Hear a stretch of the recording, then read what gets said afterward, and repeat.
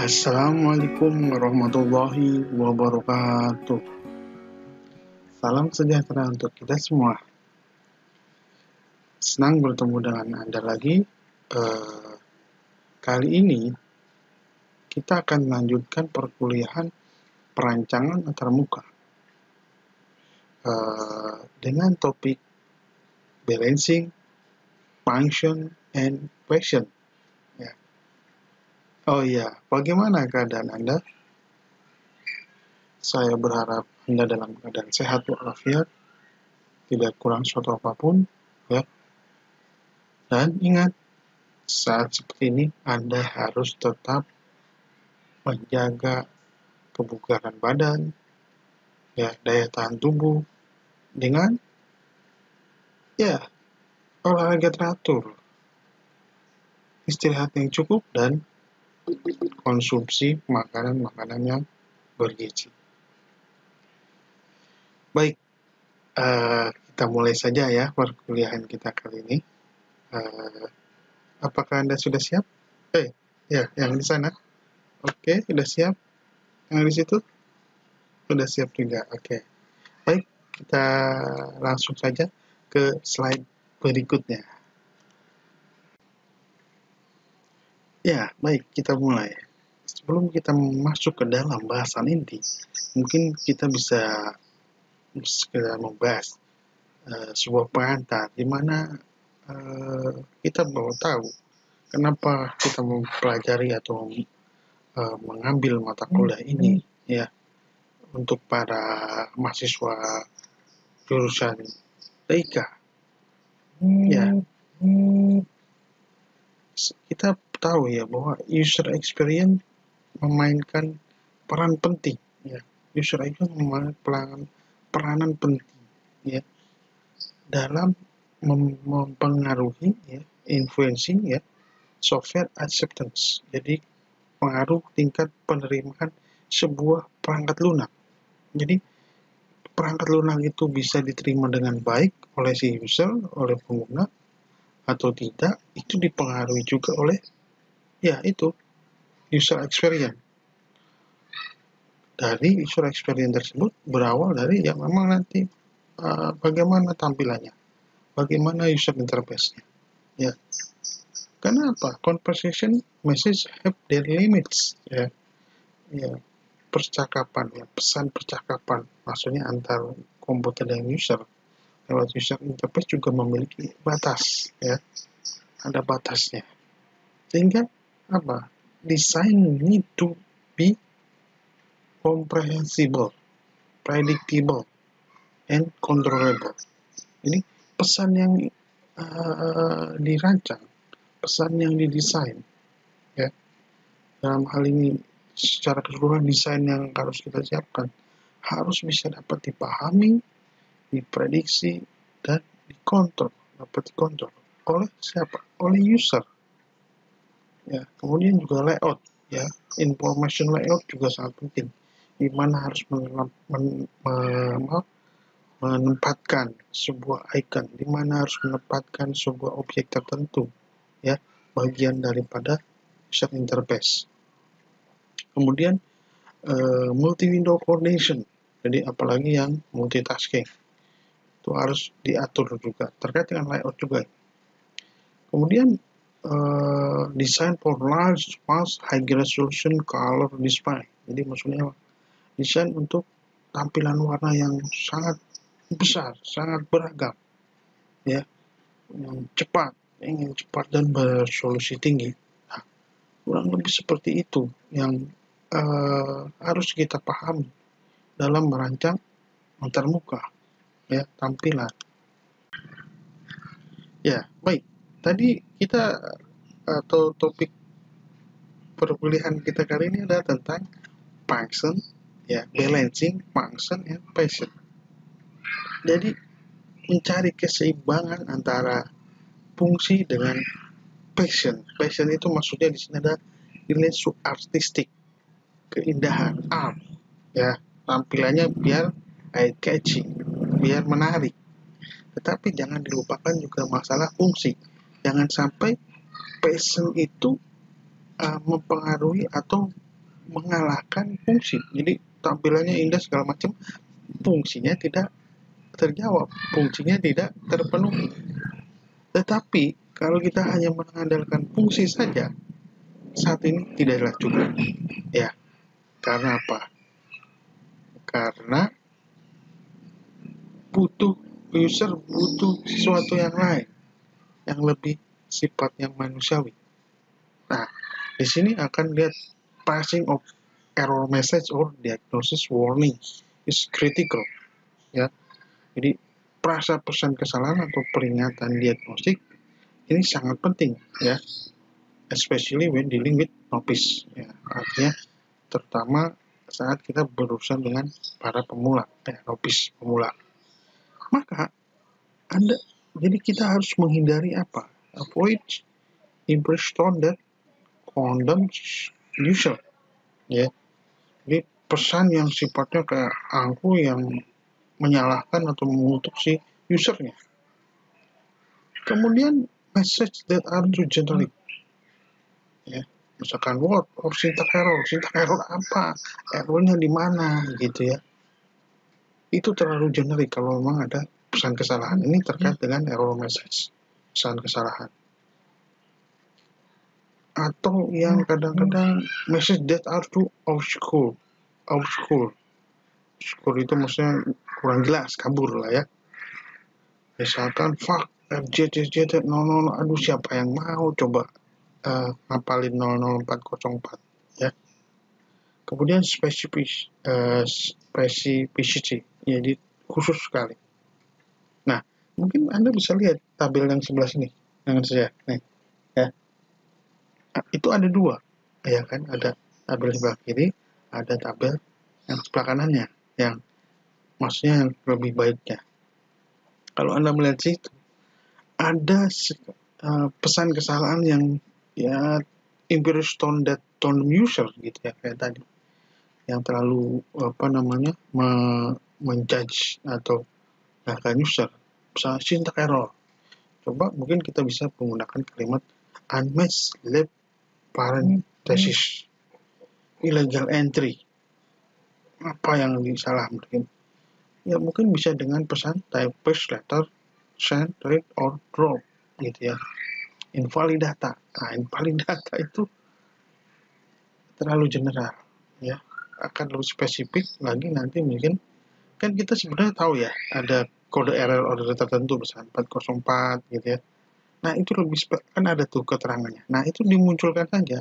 Jadi tidak hanya syntax error, not found 404 sebenarnya ya. Tapi misalkan kalau invalid datanya nggak valid, itu bisa jadi karena ranknya terlalu besar atau terlalu kecil. Jadi maksudnya langsung aja, they ranks from first to 30 first. Ya, tanggal kan nggak ada yang 32 kan, mungkin kita salah si usernya. Nah, seperti itu. File name, ya, mungkin harus ada first name must begin with letter. Jadi misalkan di situ ada ketentuan harus nama filenya pertamanya harus huruf, bukan angka, ya, bukan number gitu ya. Nah, kurang lebih seperti itu. Baik, ini masih terkait dengan error message ya, pesan kesalahan. Jadi di sini juga perlu yang namanya constructive guidance and positive tone. Jadi nada yang panduan yang sifatnya konstruktif dan nadanya yang positif. Jadi jangan nada negatif. Anda salah, fatal error. Nah, itu kan kelihatannya seperti nada-nada yang mengancam lah ya, gitu ya.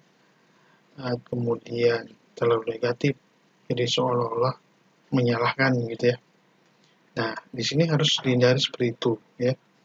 Kemudian message should where possible indicate what user should do correct problem.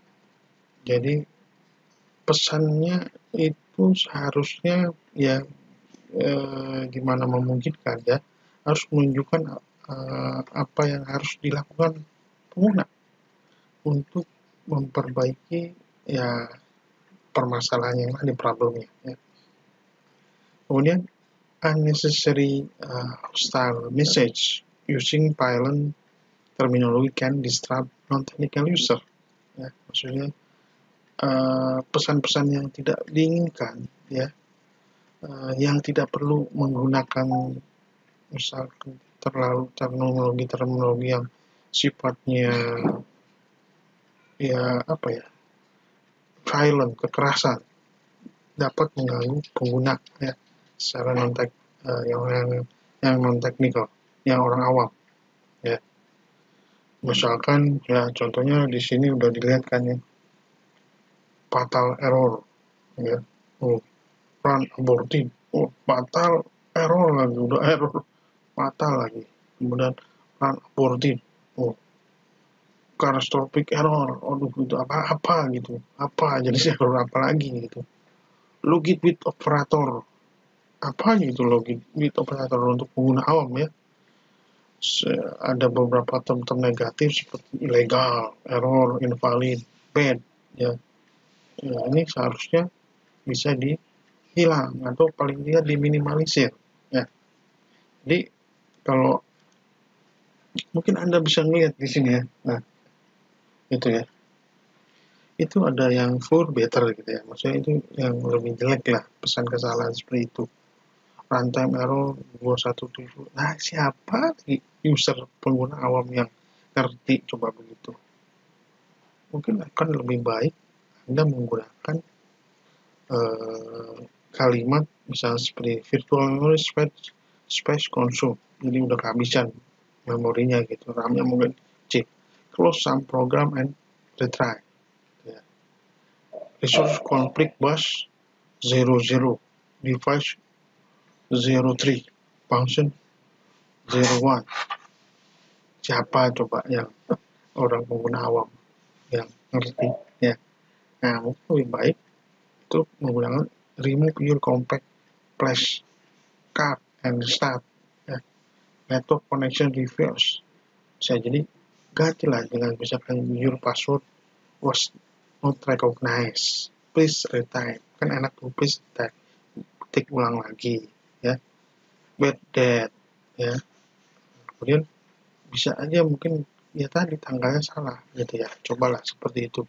Jadi kita dari sisi fungsi memperhatikan sisi passionnya juga, sisi artistiknya juga, sisi kewajarannya juga, sisi ya kesantunan dan keindahan lah dalam hal kalimat gitu ya, kurang lebih seperti itu. Oke, baik ya, masih tetap pada bahasan error message. Nah, sekarang pada kajian atau pada bahasan mengenai user centered phrasing atau dalam nanti komunikasi secara tulisan, secara tampilan ya. Maksudnya adalah nanti menggunakan frase-frase yang berpusat pada si user. Jadi ini tidak sekedar hanya tampilan, tapi bagaimana mensuggest, menyarankan user mengontrol antarmuka dan menginisialisasi lebih dari sekedar hanya merespon, oh ini pilihan tampilannya seperti ini, diklik. Nah, tidak sekedar itu. Ya, contohnya misalkan pengguna harus memiliki kontrol atas jumlah yang disediakan oleh sistem informasi tersebut. Ya. Misalnya tombol bantuan ya untuk bantuan yang sifatnya sensitif gitu ya, artinya dalam artian bisa menimbulkan kesalahan ya, salah persepsi gitu ya, sehingga harus ada penjelasan yang lebih lanjut. Nah, seperti itu. Kemudian atau disediakan manual user online ya, seperti itu. Kemudian misalkan gini ya, contohnya perusahaan telepon, kami minta maaf, we are sorry but are unable to complete your call as dialed. Please hang up, check your number or consult the operator for assistance atau versus illegal telepon number, call aborted, error number 583 ya, 2R69. Consult your manual for further information. Nah, jadi itu kan misalkan hanya sekedar kami minta maaf, mohon maaf, tetapi kami tidak dapat menyelesaikan panggilan Anda sebagai panggilan keluar. Silakan tutup telepon, periksa nomor Anda, atau hubungi operator untuk mendapatkan bantuan. Ya, atau misalkan cukup dengan nomor telepon ilegal atau tidak valid, panggilan dibatalkan.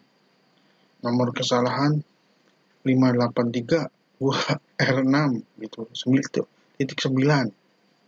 Konsultasikan melalui pengguna dengan informasi lebih lanjut.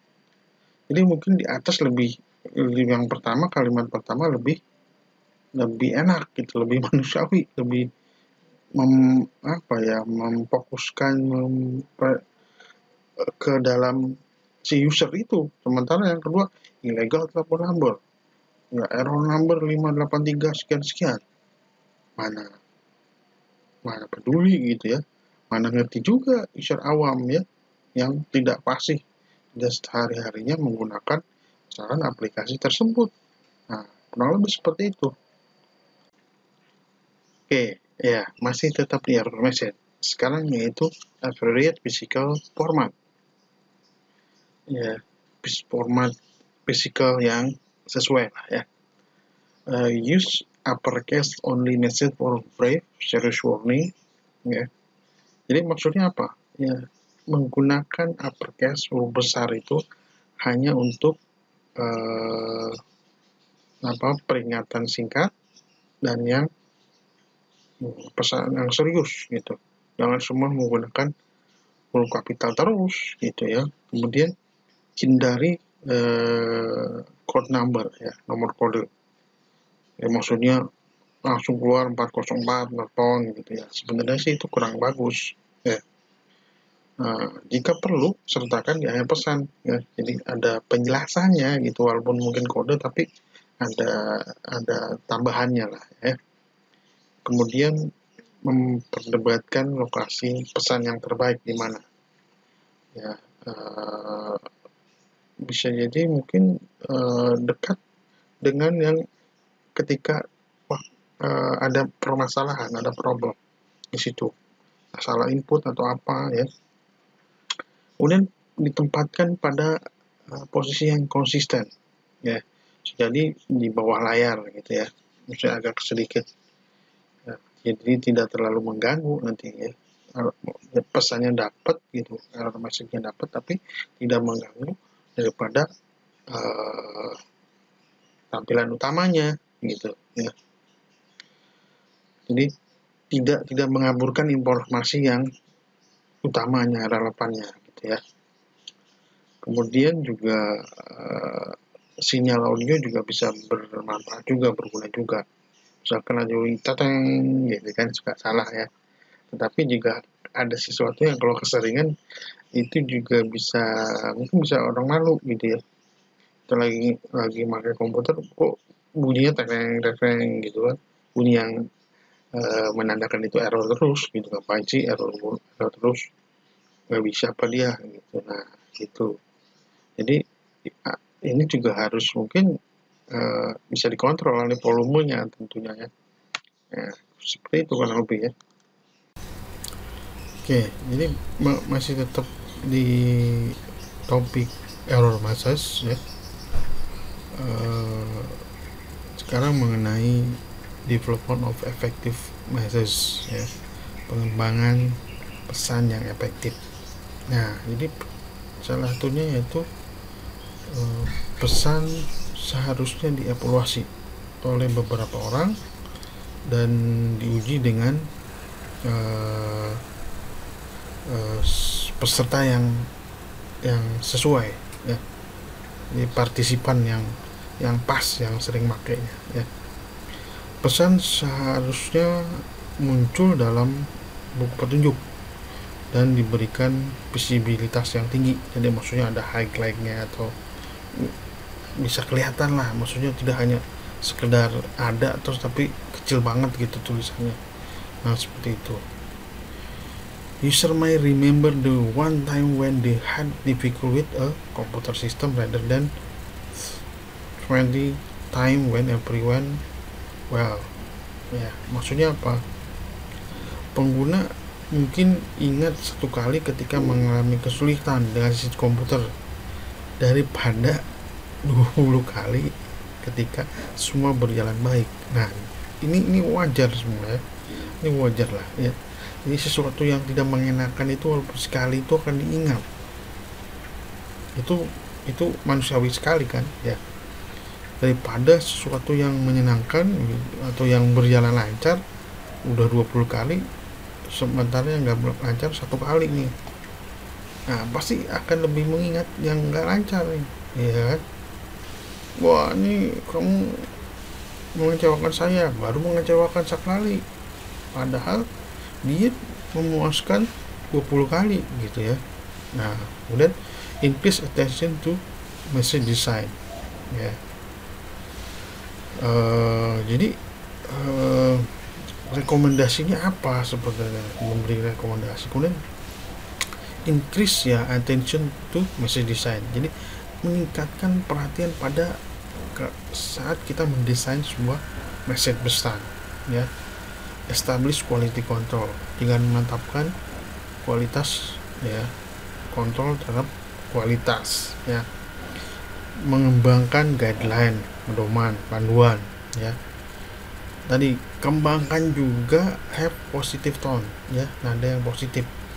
Jadi jangan negatif yang mungkin yang sebelumnya di slide sebelumnya, yaitu misalkan fatal error bla bla bla. Tapi lebih baik kita menggunakan kalimat-kalimat yang positif dan lebih informatif, tidak sekedar fatal error tapi please bla bla bla, atau ulangi lagi dengan penginputan pesan yang atau data yang valid gitu, kayak gitu kan lebih enak ya.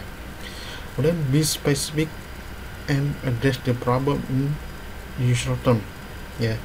Jadi lebih spesifik dan atasi masalah ya, atasi masalah dalam konteks pengguna ya, dalam user termnya ya, tidak terlalu melebar ya.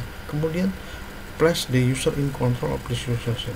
Jadi kita tempatkan user dalam mengendalikan situasinya, mengontrol ya, tombolnya dari sana sini ya. Kemudian carry out usability test ya, melakukan usability test, have a neat, consistent and comprehensible format ya, memiliki format yang rapi, konsisten dan komprehensif tentunya. Kemudian juga terakhir yaitu collect user performance data ya, mengumpulkan data kinerja pengguna ya, seperti itu ya. Ya baik, masih tetap di error message ya. Kita bisa memberi catatan yaitu pada terkait dengan faktor produk ya yang dihasilkan, maksudnya produk. Jadi dalam produk kita be specific and precise ya, lebih spesifik ya, lebih detail ya. Kemudian constructive ya, indicate what the user need to do, apa yang pengguna butuhkan ya. Kemudian menggunakan positive tones tadi ya, tidak mengulang error fatal error dan segala macam, tetapi lebih pada kalimat-kalimat yang positif. Kemudian yaitu kita harus memilih atau user centered phrasing. Jadi lebih fokus pada frase-frase yang berpusat pada si user tersebut. Kemudian juga mempertimbangkan multiple level of message. Jadi tingkatan-tingkatan. Kalau masih kurang jelas ada detailing lagi. Tapi di awalnya tidak terlalu detail gitu. Misalnya pesannya cukup ya, bila orang tidak jelas maka bisa diklik lagi untuk pendetailan pesannya. Maintaining consistent grammatical, form, terminologi, and abbreviation ya. Jadi di sini harus dijaga konsistensi dari sisi grammar, bentuk kalimat, terminologi, singkatan-singkatan juga ya, kalau memang itu diperlukan singkatan. Maintaining consistent visual format and placement. Nah, ini terkait dengan tata letak layout. Ya, tempatnya selalu di situ gitu, jangan pindah-pindah muncul error message itu ya. Kemudian dalam proses kita juga harus meningkatkan atensi to message design, meningkatkan perhatian dalam mendesain sebuah pesan ya. Kemudian juga quality control, terkait quality control, kemudian mengembangkan guideline, panduan gitu ya. Kemudian kita juga buat sebuah usability test gitu. Kemudian kita juga merekam, record ya, frequency of occurrence for each message. Jadi ya setiap merekam berapa kali sih sering munculnya apa tiap pesan itu ya, frequency of occurrence-nya. Nah, kita sehingga bisa tahu nanti mana yang sering muncul gitu.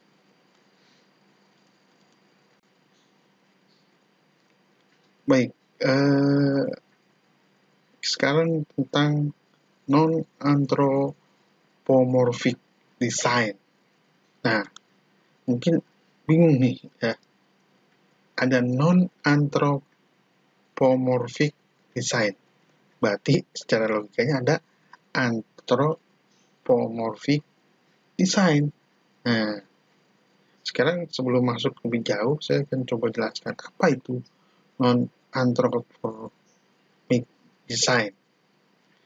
Jadi, non-anthropomorphic design adalah desain yang bertujuan untuk membedakan antara manusia dan komputer. Ya, itu sih semua tahu ya, manusia dan komputer pasti beda. Tapi bukan itu maksudnya.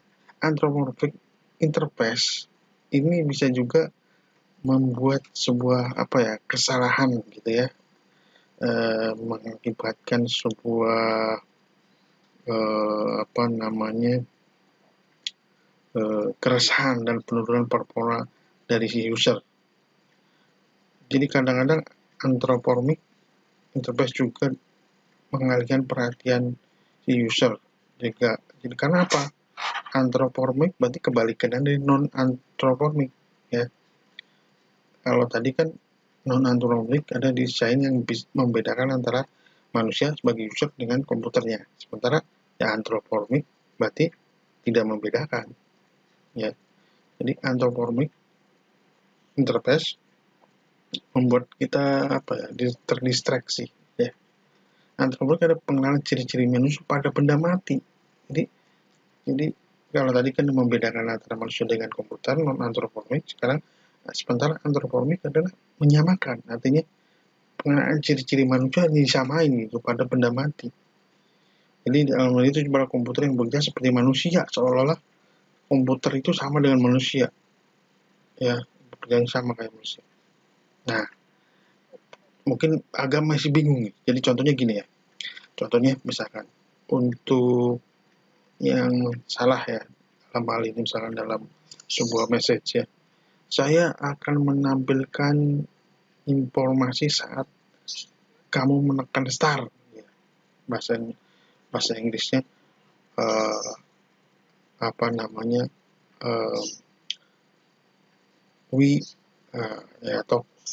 I will start display bla bla bla if you push the start button ya misalnya.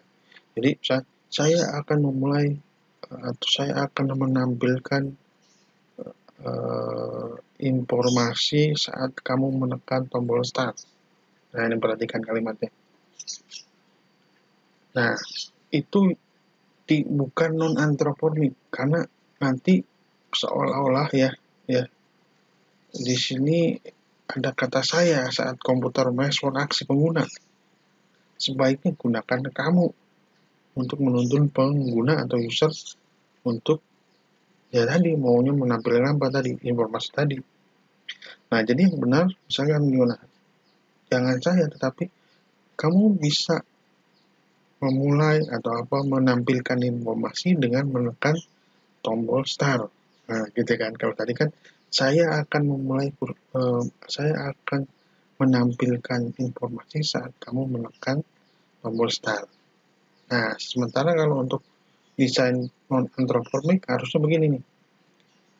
Kamu bisa menampilkan informasi dengan menekan tombol start.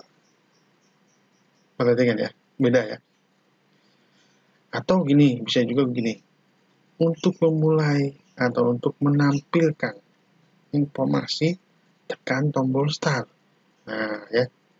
Jadi, ini sebenarnya desain pesan yang seperti ini yang harus kita waspadai atau kita perhatikan.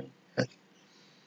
Jadi, berhati-hati kan merepresentasikan komputer seolah-olah kayak manusia dalam konteks ini. Jadi, nanti bisa terdistraksi. Oke ya, jadi saya ulang lagi ya, non-anthropomorphic adalah desain yang berusaha membedakan manusia dan komputer. Sementara anthropomorphic berarti dia yang menyamakan, ya, seolah-olah komputer sama dengan manusia atau manusia, ciri-ciri manusia itu ditempatkan pada benda mati seperti komputer. Nah, baik. Jadi sebelum tadi saya menjelaskan itunya dulu karena mungkin agak takut membingungkan ya buat Anda. Oke, baik. Jadi dalam hal ini adalah desain non-anthropomorphic adalah concern kepada ya di situ attribution of intelligence ya, kecerdasan, otonomi ya, free will, maksudnya ya bebas dia mau ngapain aja, atau juga ada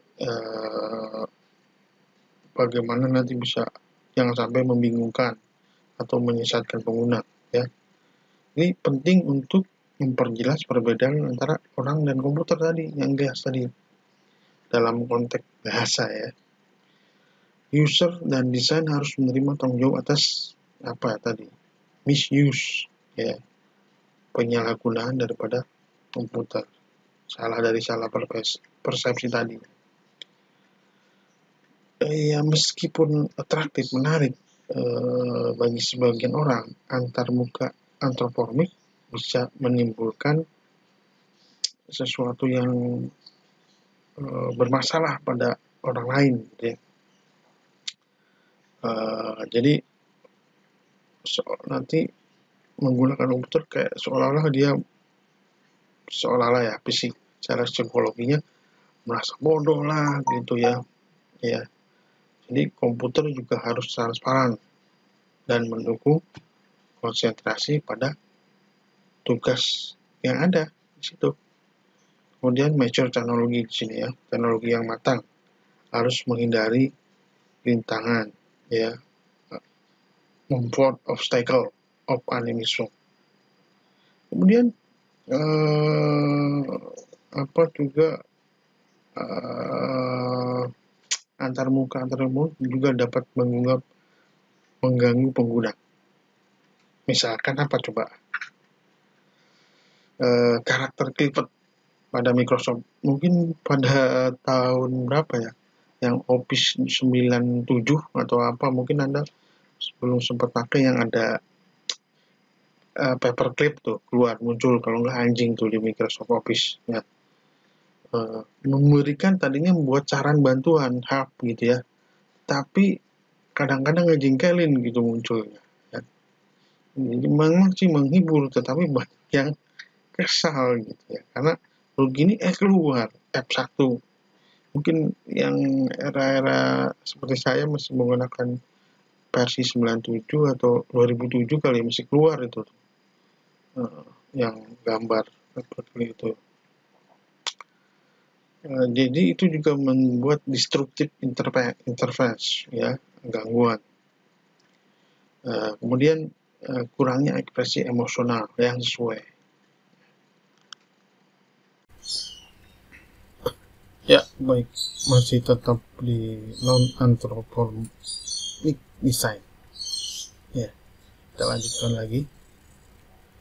Advocate of anthropomorphic interface studies that they may be most useful as teachers, salespeople, therapists, or entertainment figures. Nah, jadi biasanya maksudnya yang mendukung ya, antara komik desain itu menyarankan bahwa mereka yang paling bermanfaat nih untuk seorang guru atau sales, terapis, atau public figure lah ya, atau dalam figur ya. Nah, ini juga maksudnya apa? Ini maksudnya yang akan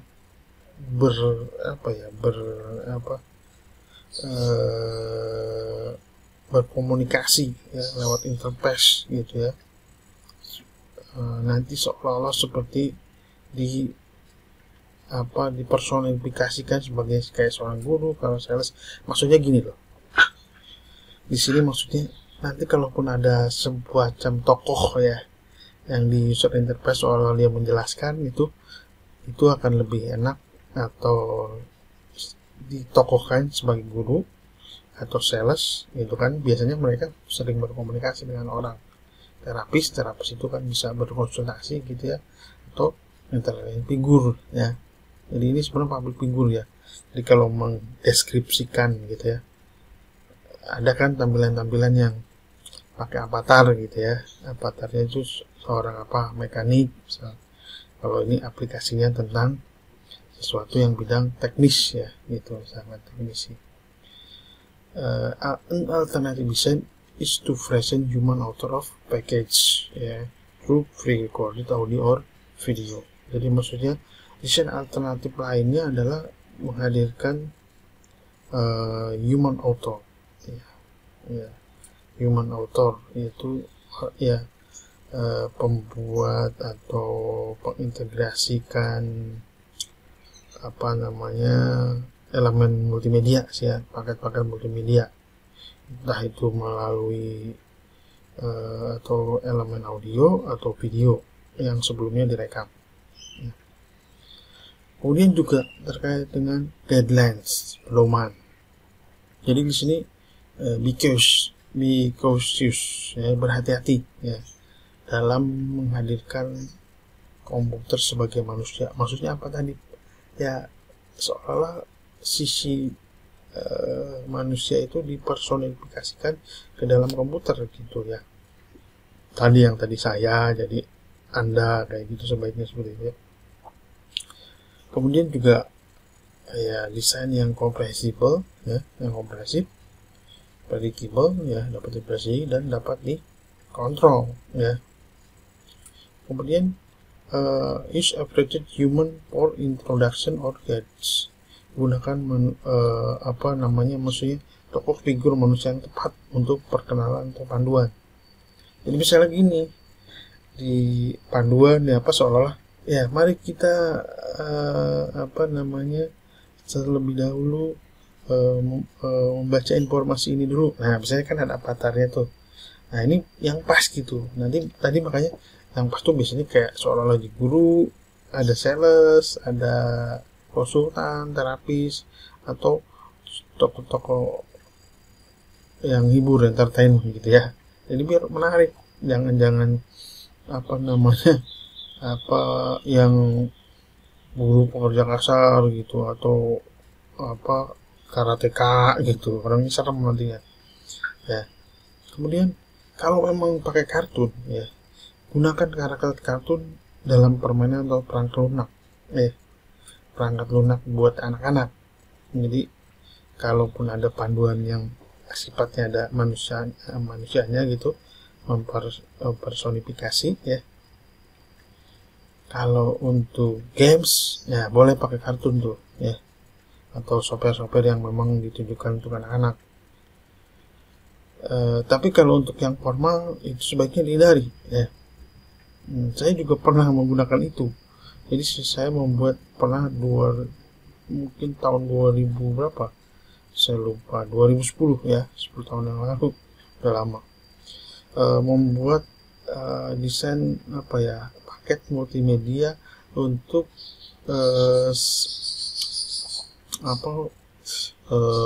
guru-guru SMP ya. bagaimana mengajar yang baik dan segala macam seperti itu. Nah, saya menggunakan avatarnya bentuknya kartun, bukan orang, maksudnya orang real gitu ya. Nah, itu juga banyak dikomplain ternyata, ya. Jadi saya juga pernah mengalami juga seperti ini, sedikit ketidakpasan gitu ya. Akhirnya saya ganti itu dengan sebuah tokoh ya benar-benar orang gitu ya. Kemudian provide user centered ya, overview ya, sediakan user centered overview ya untuk orientasi dan penutupannya. Kemudian do not I pronoun, maksudnya jangan gunakan kata saya, saat komputer merespon tindakan manusia. Saya akan menghapus pesan yang menghapus data yang Anda tadi klik gitu ya, atau yang tadi Anda pilih. Nah, jadi si tampilan komputernya tuh ngeluarin kata saya ya. Jadi situ sebaiknya jangan ya, karena kan tadi ya itu berarti antropomorfik, sementara kita bicara non antropomorfik ya. Sebaiknya gunakan Anda untuk membantu ya user. Anda cukup mengatakan faktanya aja, dari jangan seolah-olah si komputernya itu kayak orang gitu. Maksudnya saya kan begini, saya jadi kayak film-film fiksi ilmiah nantinya ya kan.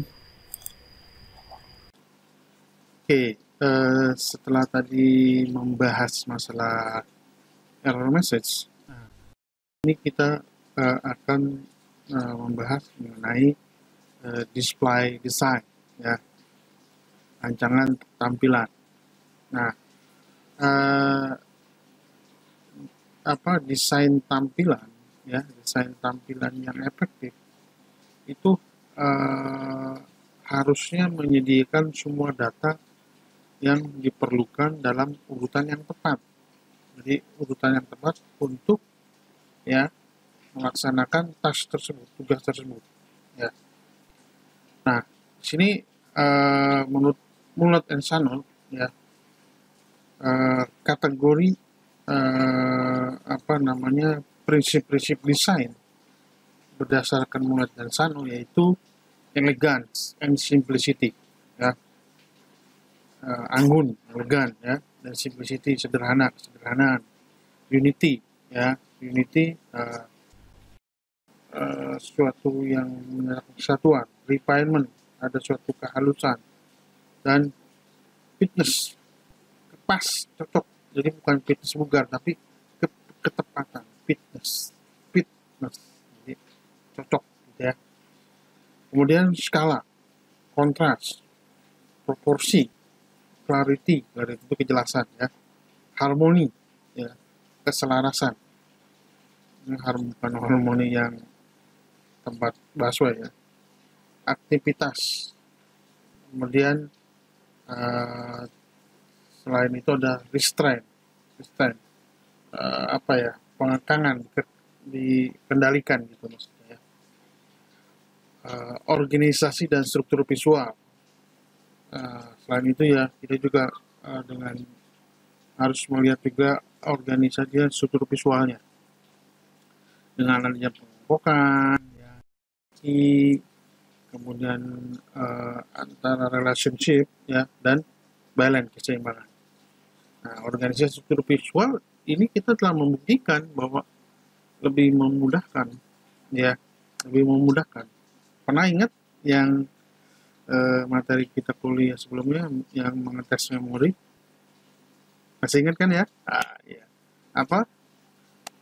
Cang-cang Anda itu, item-item yang Anda bisa ingat itu jadi lebih banyak ketika dikelompokkan tadi ya.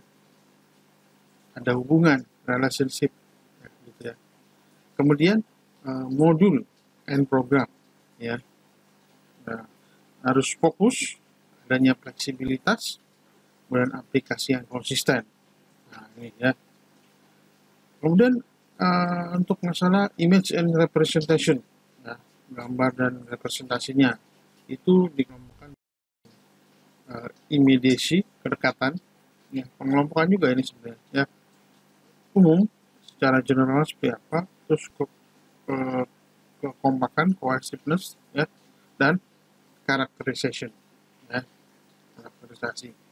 Kemudian style, gaya, ya, jadi itu juga harus melihat dari style, gaya, distinctness, ya, kekhasan lah, ya, perbedaan satu dengan yang lain, integritas, komprehensif, lengkap tidaknya, komprehensif, ya, dan appropriateness, kepatutan, kepantasan. Nah, kurang lebih seperti itu. Nah, kalau Anda melihat sebelah sini ya, ini sebelah sini ya, itu adalah salah satu cuplikan aja sampling ya, sampel dari sebenarnya ada 160 data display atau panduan apa data display guidelines, ya, panduan untuk apa namanya, bagaimana merancang ya tampilan data ya dari Smith and Mosher ya. Mungkin Anda bisa dilihat itu, baca.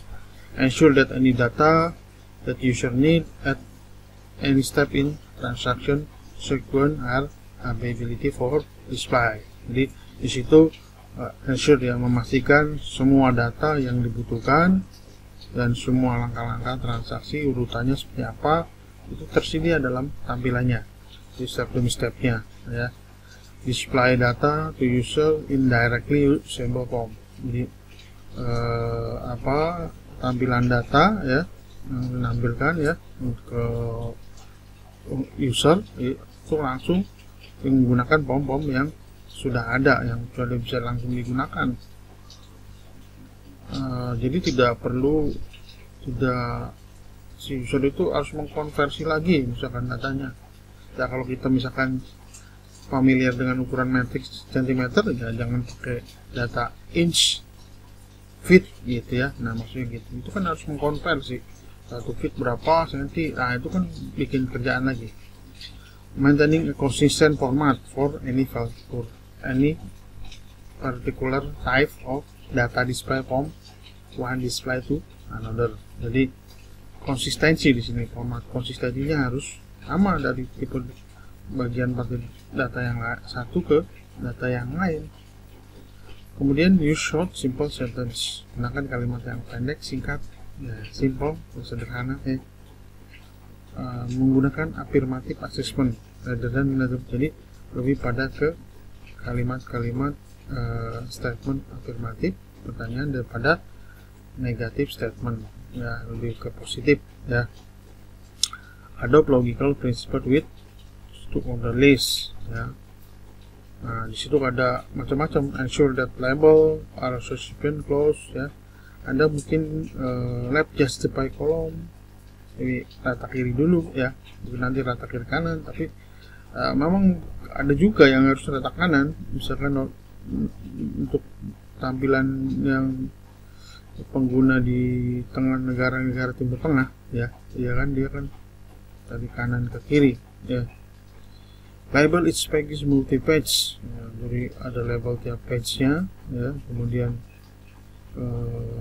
begin every display with title or header, jadi ada judulnya setiap display itu ya, jadi gampang nantinya. For size coding, make a larger symbol at least 1,5 kalinya ya, 1.5 ya, 1/2 time that height of next smaller symbol ya situ. Nah di situ mungkin Anda bisa langsung bisa dilihat, di baca-baca ya, nah, situ apa saja yang menjadi guidance-nya. Ya baik, ini kita lanjutkan lagi mengenai display design. Kali ini lebih fokus pada field layout ya, tata letak fieldnya. Jadi blank space and spread line can distinguish the field. Jadi maksudnya blank space itu ruang kosong dan garis pisah, jadi ada garisnya, itu bisa membedakan bidang, jadi bidang satu dengan bidang lain sebagai pembatas lah, seperti itu ya. Kemudian nama-nama dalam urutan kronologis ya, alignment of dates ya, alignment jadi penjajaran tanggal, kemudian pemisahan tanggal ya yang sudah kita kenal, misalkan kita mengenalnya tanggal dulu, bulan baru tahun, sementara di beberapa negara ada yang mengurutkannya bulan dulu baru tanggal kemudian baru tahun ya, seperti itu. Nah, itu tergantung juga, nanti harus di customize ya. Kemudian label juga sangat membantu untuk pengguna, kecuali memang yang udah sering, udah nggak ada labelnya juga udah hafal gitu ya. Kemudian bedakan label dari data dengan case ya, dengan case atau bold tracing ya. Nah, jika if both are available ya, jadi jika tersedia, mereka dapat digunakan untuk membuat tampilan yang menarik, tetapi menggunakan ruang space ya, itu akan menghabiskan juga ruang pada layar gitu, nanti layar monitor ya. Kemudian tentukan format tanggal ya untuk international audience, jadi bisa di customize nanti. Karena kan di Indonesia kadang-kadang berbeda ya, Indonesia lebih familiar dengan tanggal dulu bulan, sementara di beberapa negara atau di internasional kadang-kadang menggunakan bulannya dulu baru tanggalnya ya. Kemudian kategori pengkodean lainnya ya, terkait dengan background shading ya, icon ya, warna ya, grafik, nah seperti itu. Nah, oke ya. Jadi tadi tentang tampilan desain tampilan, display design. Nah, sekarang tadi fokus pada fit layout, sekarang fokus pada empirical result ya. Jadi di sini structure form superior to narrative form. Jadi bentuk struktur itu lebih bagus, lebih mudah daripada bentuk yang naratif. Ya, naratif itu kan misalnya pakai timeline dan segala macam, tapi lebih ke struktur saja ya. Improving data label ya, meningkatkan label data, mengelompokkan informasi yang terkait, kemudian juga bisa menggunakan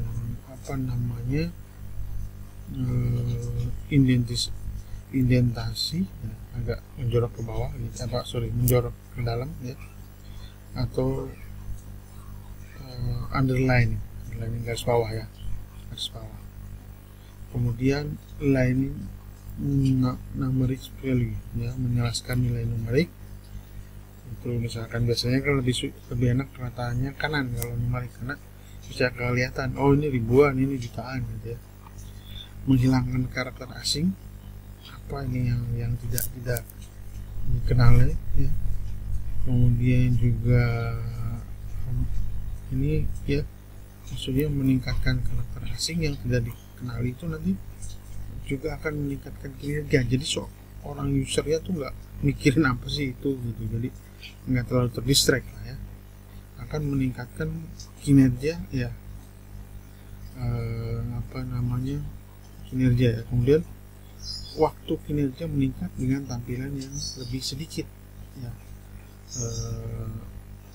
jadi nggak terlalu ramai gitu, sehingga kemudian terdistractnya atau Anda ngerti ya, distract ya, jadi fokusnya hilang gitu gara-gara ada suatu objek yang lain ya. Jadi waktu kinerja meningkat dengan tampilan yang lebih sedikit dan padat ya, simple dan compact ya, untuk yang user-user yang sudah familiar ya, yang sudah expert user gitu ya maksudnya. Screen content ya, konten layarnya ini, screennya seharusnya hanya boleh berisi informasi yang relevan dengan tasnya, jadi nggak yang nggak relevan ya jangan usah ditampilin. Selain itu juga apa namanya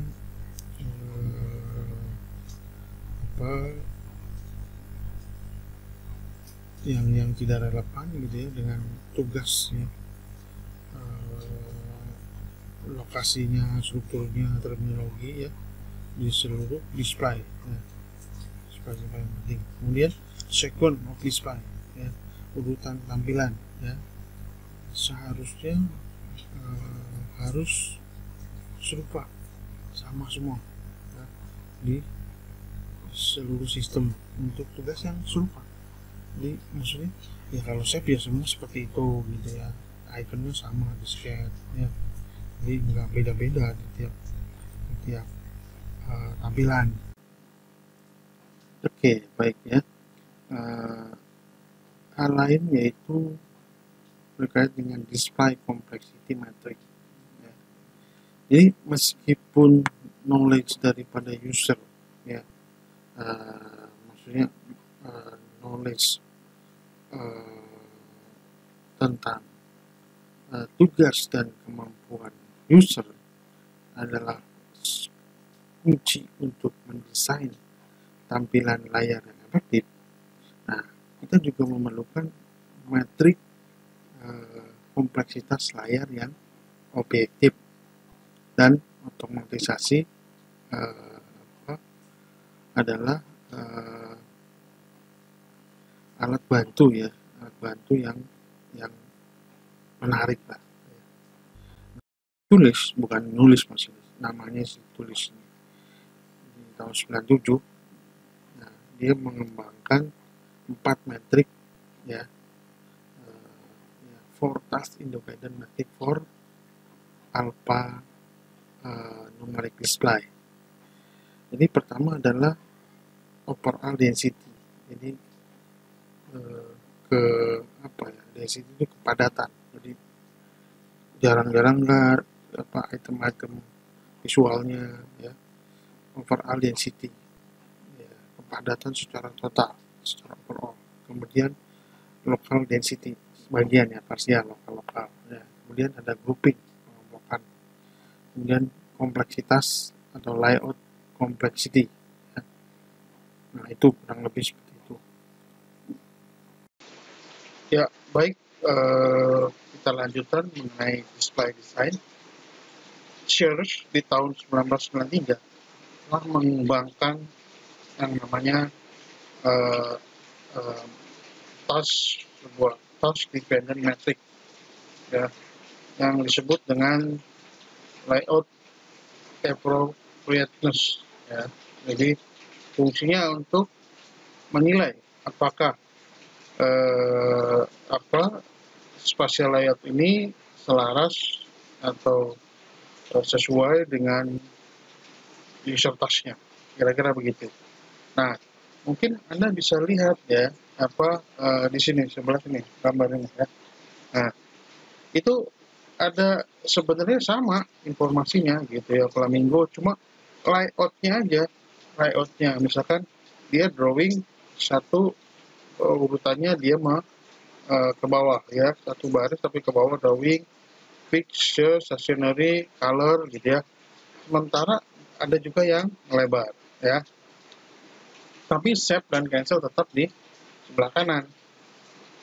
Nah, dia kemudian dari sisi startnya di mana gitu ya, mulainya setupnya pertama apa yang di sebelah gambar yang sebelah kiri atau yang sebelah sana, sebelah kanannya ya. Lebih seperti itu ya. Baik, setelah tadi terkait dengan display design, nah ini sebenarnya coba kita contohkan ke dalam web page design. Nah, di sini ada top 10 mistake of web-based presentation of information menurut tulis ya. Mungkin Anda bisa lihat lebih jelasnya di sini ya. Top 10 mistake, jadi kesalahan. Yang pertama, wording information too deep in website. Jadi ini nyari informasinya dalam terlalu mungkin kedalaman menunya itu terlalu panjang ya. Kedua, overloading page with too much material, jadi terlalu banyak halaman sehingga mungkin membingungkan, materinya juga terlalu crowded gitu ya. Mungkin masih ingat ya kasus di kuliah awal kita pernah kasus namanya link scar ya. Masih ingat kan? Bagaimana websitenya link scar? Nah, jadi yang pernah mengerjakan tugasnya tentu pasti tahu ya. Oke. Tiga, providing or confusing navigation. Jadi ini menyediakan navigasi yang tapi terlalu memusingkan, membingungkan. Ya, kemudian putting information unexpected place on the page. Jadi memasukkan informasi di tempat yang tidak diinginkan, misalkan lagi petunjuk informasi tengah, terus ada suatu pop up yang di tengah yang kadang-kadang ngeselin gitu ya. Mungkin. Kelima, not making link obvious and clear. Jadi linknya itu kadang-kadang mungkin ngambil link dari orang lain, dari website yang lain, tetapi ini juga tidak jelas keterkaitannya apa. Presenting, 6, presenting information in bad table. Jadi mungkin dalam sisi mempresentasikan, menampilkan informasi dalam bentuk tabel kurang tepat ya.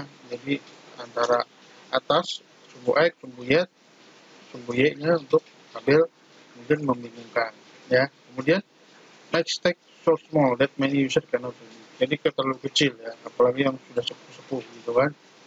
Using color combination for text that many user cannot read.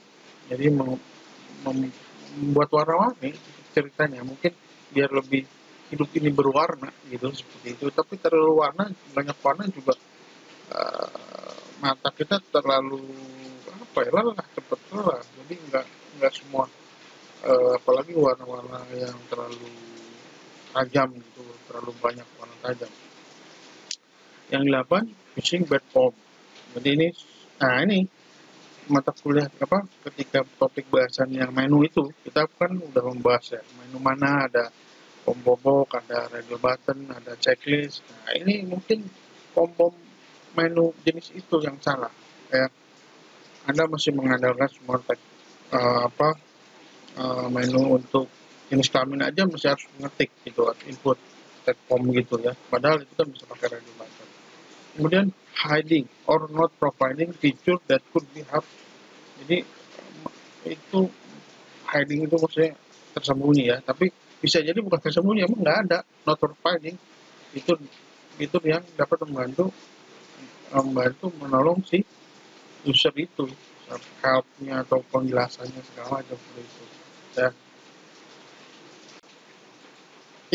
Baik, kita masih lanjut di page design. Nah, dalam web design ini ya di sini dituliskan bahwa numerous guidelines for web designer are available on the web and can incorporate into your design process to ensure consistency and adherence to emerging standard. Nah, maksudnya apa? Ya mungkin banyak pedoman untuk seorang desainer web tersedia di web ya, maksudnya di internet, dan dapat dimasukkan ke dalam proses desain. Jadi guideline ini sebagai acuan, sebagai referensi ke dalam proses desain kita ya, untuk memastikan konsistensi ya, dan adherent, kepatuhan terhadap standar yang muncul, yang sudah ada. Nah, contohnya misalkan banyak sih buku-buku ya sebenarnya, textbooknya misalkan ya, walaupun tidak terbatas hanya ada yang di sini aja gitu ya, tidak hanya sebatas yang ditampilkan di sini, sebenarnya banyak ya. Misalkan the Java Look and Feel Design Guideline Second Edition ya.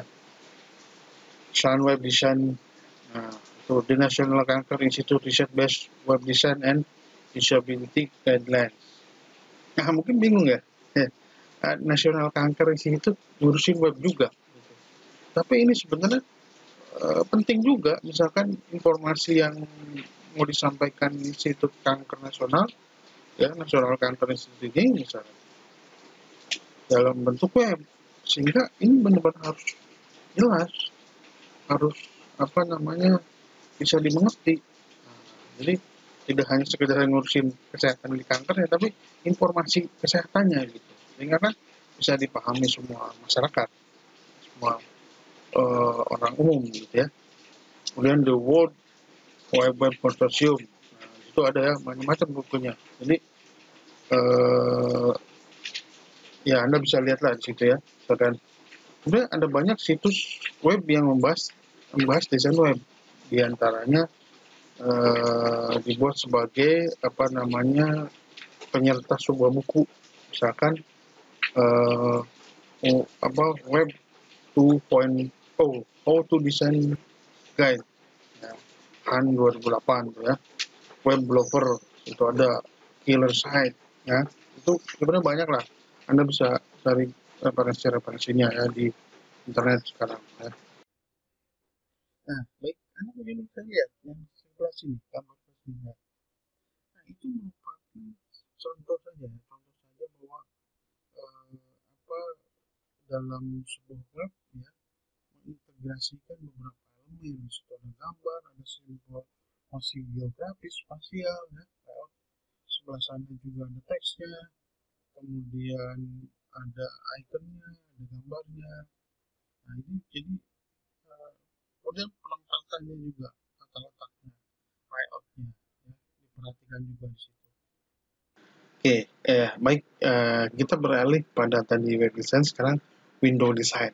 Maksudnya bukan Microsoft Window Design ya, window design. Jadi jendelanya itu, tampilannya itu ya. Jadi seperti itu. Jadi di dalam window design kita juga harus memperhatikan beberapa hal, yaitu user need to consult multiple sources rapidly. Ya, maksudnya di sini adalah pengguna perlu ya untuk berkonsultasi dengan berbagai sumber ya, dengan cepat ya, sumber untuk informasi ini dan itu segala macam. Kemudian juga harus meminimalisir hal-hal yang membuat atau mengganggu daripada user itu ya. Dan ketika bagaimana dengan tampilan yang besar, large display ya. Kemudian memperhatikan juga eyes head movement, jadi pergerakan kepala dan mata kita, dari sana sini gitu ya, ke bawah. Nah, ini kan bergerak, nggak melihat di monitor kan nggak cuma begini aja, tapi kan mungkin bisa lihat bawahnya juga ada sesuatu tampilan yang di bawah, icon apa segala macam ya. Jadi eye head movement-nya dan visibilitasnya, keterlihatannya ya. Nah, itu juga jadi permasalahan ya, masalah tersendiri ya. Kemudian kalau gimana dengan tampilan yang kecil, mungkin kita masih ingat ya perkuliahan yang interaction device minggu ke-8 ya, minggu 8. Di situ kan dibahas juga masalah ya tampilan, bagaimana dengan large display, small display ya, display kecil. Mungkin Anda coba ingat-ingat lagi di pertemuan 8, interaction devices ya. Nah, ini terkait dengan itu sebenarnya. Jadi bagaimana dengan tampilan kecil? Apakah Windows yang tampilan terlalu kecil itu jadi efektif? Gimana mensiasatinya gitu ya. Kemudian juga dibutuhkan ya, atau perlu juga need to offer user ya, perlu untuk dibutuhkan untuk menawarkan ke si user itu ya, pengguna informasi itu yang cukup dan fleksibel ya, untuk dia bisa mengerjakan tugas-tugasnya ya, sekaligus juga meningkatkan maksudnya mengurangi ya, sekaligus juga mengurangi distracting ya, while reducing ya, mengurangi reducing window housekeeping action. Jadi mengurangi tindakan-tindakan yang terkait dengan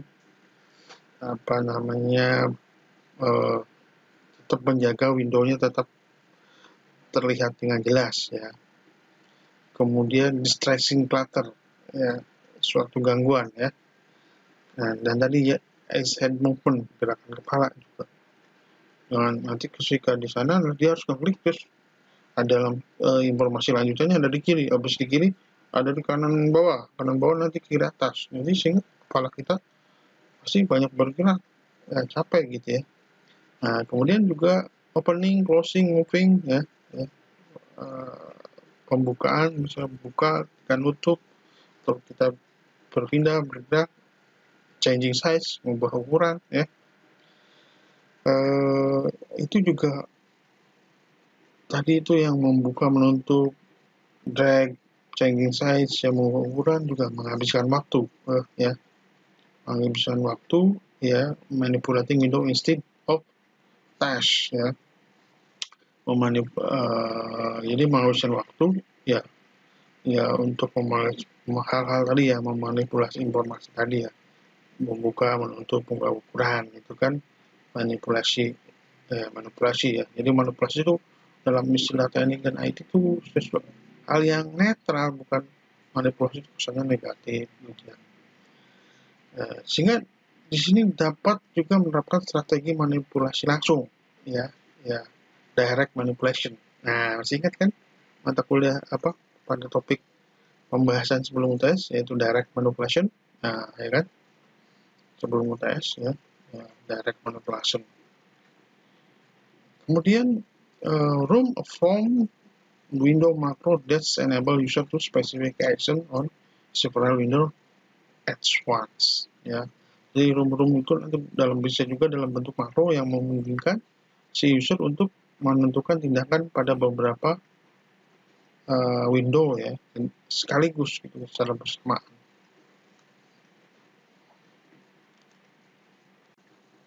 Oke, baik, kita lanjut ya, masih tetap di window design.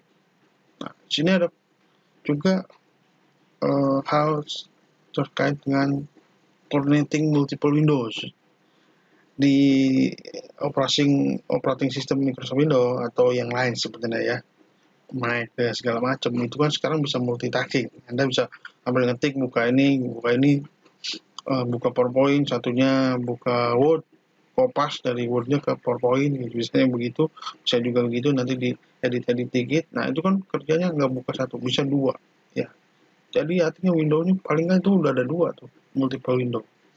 Nah, itu maksudnya ya. Kemudian tuh designer may break through to the next generation of Windows ya. Jadi di sini maksudnya si desainer juga dapat melakukan suatu terobosan lah untuk next generation-nya atau tahapan generasi berikutnya ya, sehingga bisa juga mengembangkan coordinate window ya, di mana jendelanya atau window-nya muncul, kemudian juga dia bisa membuat konten di situ juga ya, menutup ya sebagai hasil langsungnya, akibat langsungnya dari aksi atau tindakan user ya, tentunya dalam task domain yang relevan gitu ya. Nah, selanjutnya adalah seperti urutan aksi ya, urutan tindakan yang bisa ditetapkan oleh si desainer atau ya, oleh pengguna juga dengan end user programming tools ya. Nah, sebuah studi yang cermat tentang user task ya, dapat mengarah pada task specific coordination ya, berdasarkan sequence of action, jadi berdasarkan urutan-urutan tindakan apa yang harus dilakukan oleh seorang user itu, ya, seperti itu. Kemudian kita juga harus melihat koordinasi yang penting, ya, bagaimana itu mensinkronkan scrolling, ya, kemudian hierarchical browsing, ya, opening and closing di window, ya, shaping on opening of Windows tab. Nah, salah satunya seperti itu, ya. Oke, ya, baik, Anda mungkin bisa lihat sebelah sini, ya. Ini kan ada dua bagian besar, ya, di mana bagian besar itu adalah satunya sebelah kiri, ya, itu adalah sebenarnya hierarkinya di situ. Dia buka browser itu bagian mana dulu. Nah, itu. Kemudian sebelah kanannya itu, ya, itu tampilan aslinya sebenarnya seperti itu. Jadi urutan-urutannya itu sudah ada semacam terstruktur gitu, ya, hierarki jadinya seperti itu. Oke, selanjutnya terkait dengan image browsing, ya, image browsing. Jadi misalkan ada sebuah two-dimensional ocean of hierarchy browsing. Jadi bagaimana hierarkinya kalau ada data two-dimensional, 2D, ya. Nah, mungkin sebenarnya ada materi kita terkait dengan information visualization yang akan membahas tentang jenis-jenis data, ya, bagaimana memvisualisasikan 2 dimensi, 1 dimensi, atau 3 dimensi. Nanti mungkin 2 pekan ke depan kita akan bahas itu, ya, lebih detailnya. Tapi maksud saya di sini adalah two-dimensional crossing of hierarchy browsing itu bagaimana kalau memang misalkan kita browsing, ya, si user itu browsing dengan data yang berbentuk 2 dimensi, terutama gambar ini, ya, image, ya. Terus bagaimana kalau memang juga bekerja dengan large image, gambar-gambar yang besar, seperti misalkan peta, ya, gitu, ya, peta, ya. Kemudian overview dalam satu jendela, satu Windows, ya, terkait konteksnya apa, kemudian mendetailkannya pada jendela yang lain. Maksudnya gini, kita mungkin secara preview saja, ya, melihat suatu gambar apa gitu, ya. Misalkan kalau di peta, kalau ketik Jakarta doang akan global. Tentu kalau mau detailing Jakarta Selatan atau Pasar Minggu atau Lenteng Agung, ya, itu pendetailan Lenteng Agung Gang Lurah atau Jalan Camat gitu, lebih di zoom lagi. Nah, justru itu fokus, ya. Dia akan bisa juga dalam bentuk window yang lain, ya. Feed of view box in overview, ya, tadi ada overview-nya tersendiri. Kemudian juga ada model panning di tampilan detail. Panning itu yang digeser-geser gini, drag gitu kan. Nah, kalau mainan di peta itu bisa geser sana pakai mouse, ya, panning, ya. Jadi mengubah bidang view box-nya dari sisi mana nih, sebelah sini. Kalau di 3 dimensi lebih nyata lagi, ya. Kemudian menyocokkan, ya, aspek rasio antara field of view box dengan detail view-nya. Nah, itu juga nanti seperti itu, ya, kurang lebih seperti itu. Terus berkaitan dengan gambar, ya, nanti ini tersendiri sih memang ada namanya information visualization, ada bahasa sendiri, mungkin nanti di detailingnya di 2 minggu ke depan, ya, seperti itu. Nah, ya, jadi sebenarnya image browsing, ya, terkait dengan sistem informasi geografis atau bagaimana information visualization sebenarnya. Nanti lihat sebelah sini, ya, peta, ini peta, ya, sebenarnya, zoom faktor 5 sampai 30, ya. Larger suggests an intermediate view is needed. Semantic zooming, side-by-side placement versus precise view ya. Precise view itu global ngelihat precise view itu tuh ngedetail gitu ya, satu tertentu. Contoh ya, field of view-nya, misalkan secara keseluruhan, global view-nya, dunia ya, secara global world. Padahal kita mau pengen tahu Paris, kota Paris, detailing view-nya. Nah, antara global view ke detailing view tidak ujuk-ujuk. Nah, namanya ujuk-ujuk apa nggak tahu lah bahasa ininya. Tidak tiba-tiba, tapi ada intermediate view. Mungkin nanti ketika di zoom langsung ngelihat benua Eropa dulu. Setelah itu di zoom lagi Perancisnya, di zoom lagi detailingnya, pengen tahu detailingnya Parisnya misalkan jalan apa, kosan kamu di mana misalkan ya, kosannya di mana gitu, ada warteg di mana di Paris, atau apa namanya, pecel lele di mana gitu, ada nggak di Menara Apple bawahnya tukang pecel lele, nah ternyata nggak ada. Nah seperti itu, jadi detailingnya nanti ada namanya intermediate view ya. Jadi kurang lebih seperti itulah ya, apa namanya, antara global view dan detailing view-nya. Nah, terkait dengan image browsing ya, masih tetap dengan image browsing, yaitu juga kita harus lihat juga apa namanya, the design of image browser should be governed by the user ya. Jadi rancangan browser ya, image browsernya, maksudnya ketika kita membrowsing gambar ya, harus diatur oleh apa namanya, oleh user ya, oleh user sendiri.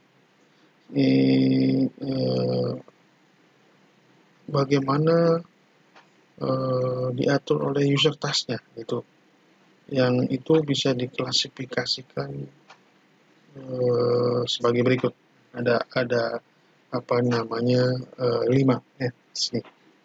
Jadi pengklasifikasiannya, pertama pengklasifikasian berdasarkan image generation ya, kedua open-ended exploration, 3 diagnostik, keempat navigation, dan terakhir adalah monitoring ya. Ya, yang selanjutnya adalah personal role management juga nih ya. Jadi role centered design emphasize the user task rather than the application and document. Jadi apa namanya, dalam peranannya ya, dalam role centered design ya, jadi desain yang bersumber pada peran ini menekankan lebih pada ke usernya ya, daripada aplikasi dan dokumennya. Jadi user centered design. Nah sekarang ada istilahnya user centered design, jadi desain yang berpusat pada pengguna, jadi lebih memfokuskan sebagai sebagai subjeknya pengguna ya, daripada aplikasi atau dokumen seperti apa. Nah di situ akan melihat bagaimana vision statementnya ya, atau sekumpulan set of people ya, hierarkitasnya ya, kemudian penjadwalannya, kemudian sekumpulan dokumen seperti apa. Nah itu ya. Nah baik, kita masih melanjutkan yang tadi ya, personal role management. Nah jadi dalam kaitan personal role management ya, juga ada namanya dari misalkan requirement for personal role management ya. Di sini yang termasuk dalam itu adalah satu, persoalan Safety Unified Framework ya. Jadi mendukung kerangka kerja yang terpadu untuk organisasi informasi sesuai dengan peran dari usernya ya, user role-nya gitu kan. Kemudian menyediakan visual layout ya, atau visual spatial layout ya, yang sesuai dengan tugas ya, tasnya ya. Kemudian mendukung multi window action ya, tindakan multi windows ya, untuk pengaturan informasi yang lebih cepat. Selanjutnya adalah support ya, mendukung akses informasi dengan partial knowledge, pengetahuan parsial mengenai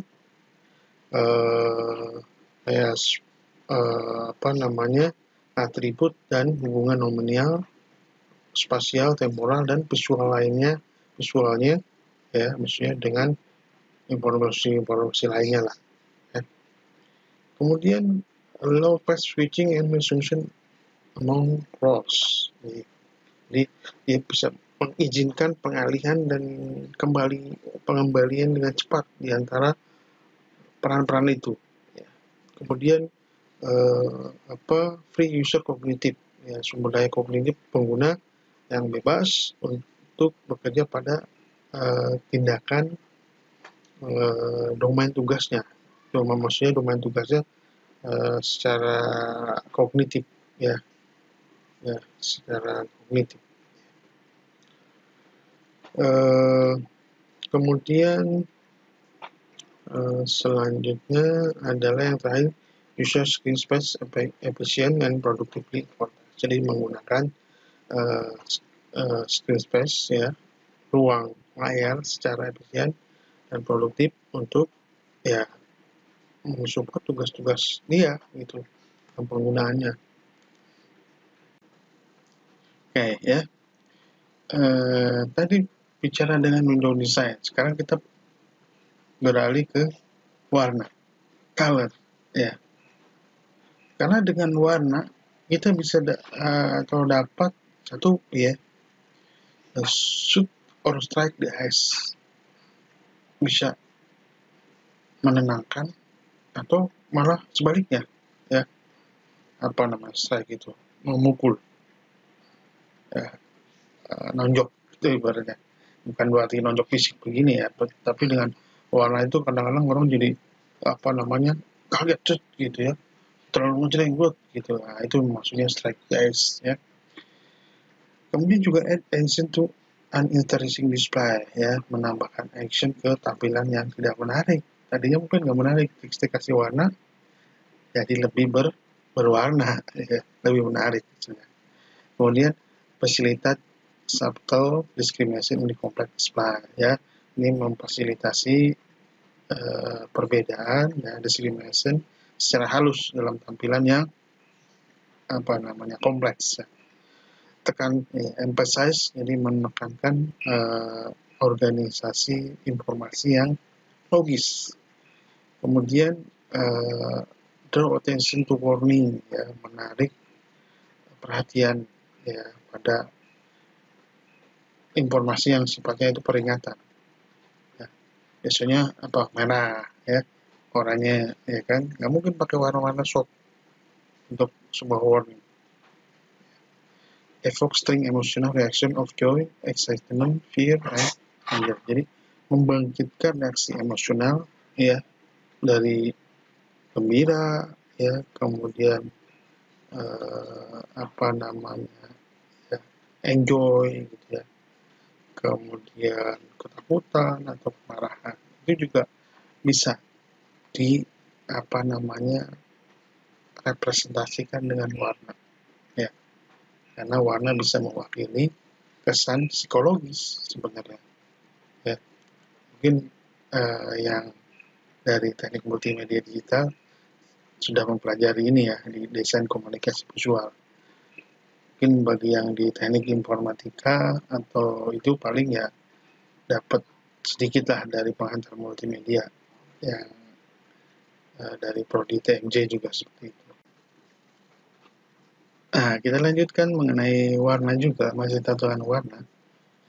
Nah, kali ini bagaimana sih panduannya, ya, pedomannya, guideline-nya. Nah, ini ada beberapa guideline. Yang pertama adalah use color conservatively. Jadi dalam hal untuk membuat user interface memang kita beda ya dengan membuat poster gitu ataupun mural gitu ya, beda ya. Jadi kita harus menggunakan warna konservatif, tidak terlalu atraktif lah ya, karena ini kan dilihat akan dalam waktu yang lama, bukan hanya sebentar. Mungkin warna-warna ngejreng harus kita hindari kalau memang tidak untuk warning dan sebagainya. Limit the number and amount of color. Jadi kita harus membatasi jumlah ya, dan banyaknya warna yang kita gunakan. Jadi jangan multicolor banget gitu user interface. Kemudian recognize ya, kenali kekuatan warna untuk mempercepat atau memperlambat tugas. Ada yang mempercepat, ada yang memperlambat. Kalau warnanya terlalu ngejreng juga bisa jadi memperlambat, orang terlalu dan terdistract dengan warna itu ya, memperlambat warna ya.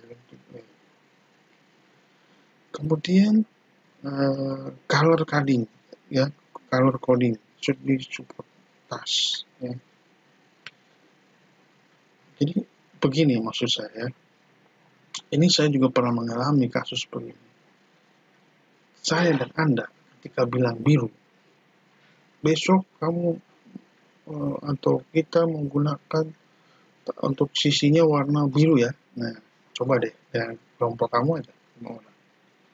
Besok kamu lihat, masing-masing akan membawa biru yang berbeda. Nah, saya pun pernah mengalami tahun berapa ya, saya lupa, 10 tahun yang lalu. Saya dengan tim mengerjakan sebuah aplikasi, ya timnya 4 orang, jadi kita saling berbagi tugas, berbagi modul.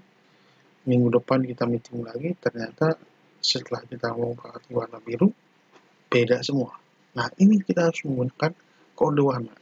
Ya, mungkin Anda yang pernah pakai Photoshop tahu ya, FF berapa gitu, segala macam ya, RGB-nya berapa. Nah, itu sehingga sama. Ya. Jadi pengkodean warna harus dibawa kendali kita nanti, atau nanti si usernya juga bisa menggantinya lah ya. Paling enggak kalau mendesain itu kita desain warna monokrom dulu lah, kayak hitam putih dulu ya. Jadi maksudnya itu masih kasarnya dulu, nanti baru setelah itu ada pewarnaan. Nanti mungkin di pertemuan akhir ya, kita akan coba praktekkan bagaimana merancang mock up gitu ya, seperti itu ya. Nantilah setelah materi kita selesai akan menuju materi praktiknya, bagaimana best practice untuk mendesain sebuah semester seperti apa ya. Kemudian kita juga mempertimbangkan kebutuhan pengguna dan kekurangan warna ya. Kemudian ini juga warna yang bisa membantu format, misalkan sebagai penanda pembeda gitu ya, yang sudah aktif apa, yang nggak aktif abu-abu ya, konsisten dalam pengkodean warna.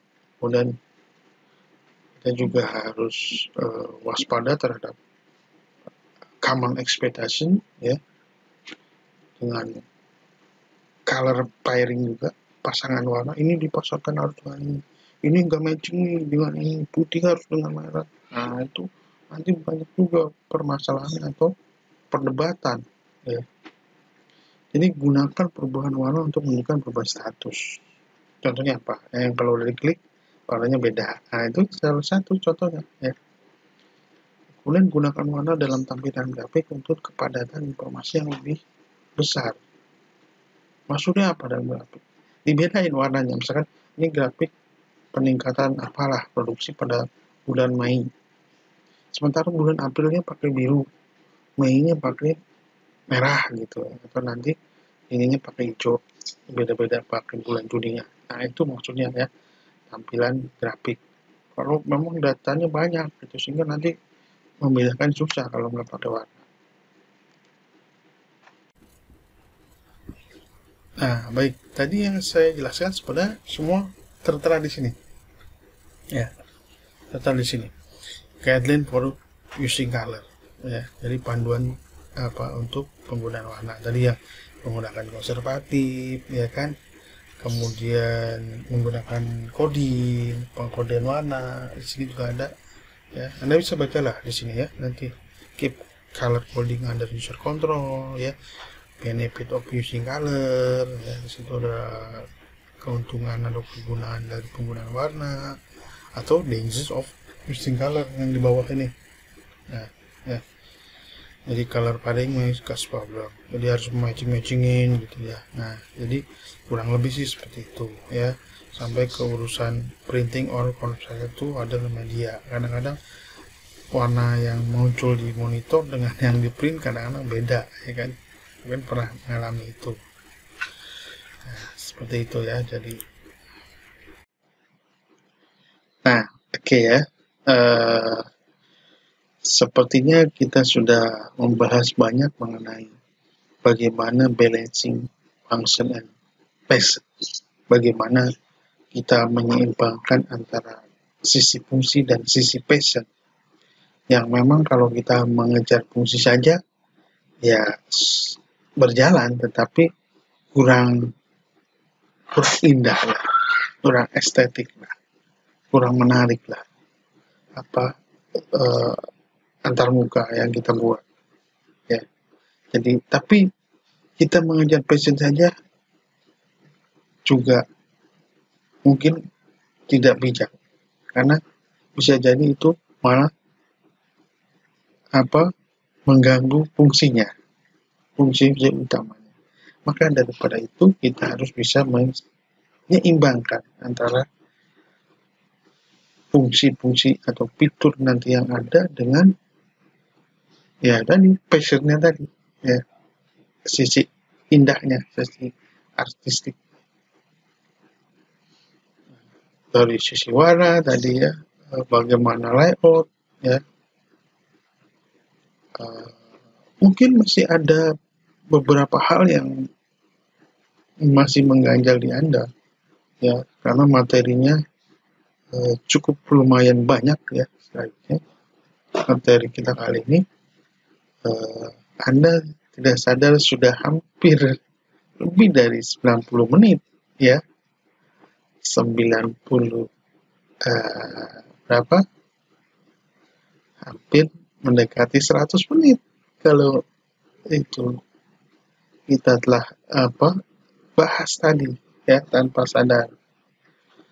Mungkin nanti kalau ada sesuatu yang kurang jelas bisa ditanyakan saja di forum diskusi dan tanya jawab ya. Mungkin bisa menyebutkan di menit keberapa, detik keberapa biar lebih efisien dan praktis gitu ya.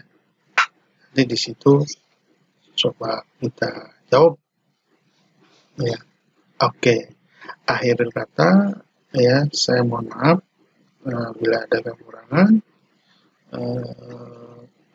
Nah, jangan lupa nanti akan ada suatu tugas untuk memperdalam pemahaman Anda tentang materi ini ya. Nantikan saja dan siapkan saja. Oke.